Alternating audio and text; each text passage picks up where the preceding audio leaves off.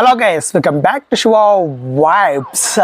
ఇప్పుడే భయ్య జస్ట్ ఇప్పుడే కల్కి సినిమా నుంచి న్యూ పోస్టర్ అయితే రిలీజ్ చేశారు ప్రభాస్ దే.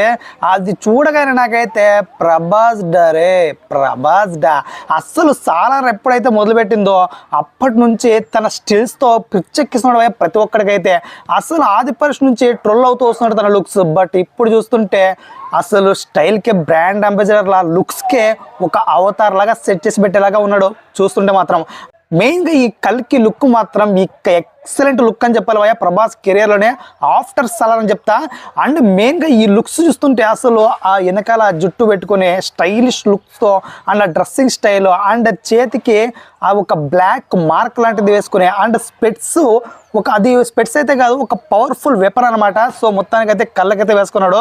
సో మొత్తానికైతే ఫ్యాబులస్ లుక్ అయితే వదిలాడు నాగవంశి అయితే. సో మొత్తానికైతే తన నేమ్ అయితే ఇంట్రొడ్యూస్ చేశాడు అనమాట, భైరవ తన పేరైతే సినిమాలో.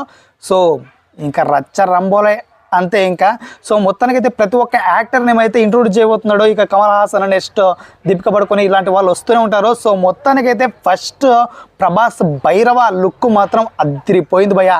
ఇక నాకు తెలిసినంత వరకు కల్కిలో దీనికంటే బెస్ట్ లుక్ అంటే ఇక నాకు తెలిసి రాదేమో అనే రేంజ్లో వదిలాడు. సో ఇదే ఈ రేంజ్లో ఉందంటే జస్ట్ ఆ సైడ్ లుక్కే పిచ్చెక్కిపోయింది. ఇక ఫ్రంట్ లుక్ చూస్తే ఇంకే రేంజ్లో ఉంటుందో చూడాలి. వల్ల డెఫినెట్లీ వెయిటింగ్ ఫర్ ద కల్కి ఫస్ట్ లుక్ భయ్య.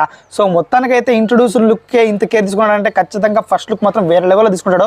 సో వెయిట్ చేద్దాం, కుమ్మేద్దాం వచ్చిన రోజు.